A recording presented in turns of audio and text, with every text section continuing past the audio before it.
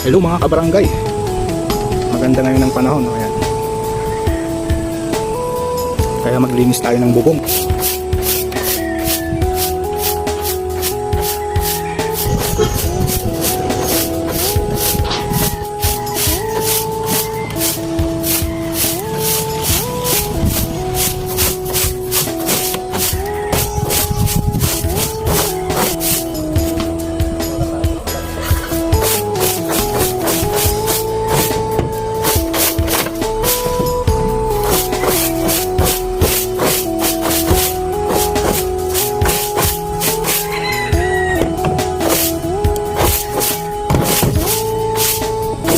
Ayan na mga kabarangay, tapos na yung pagwalis natin sa bubong. Ayan po.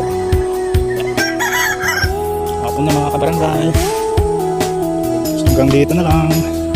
Thanks for watching. God bless.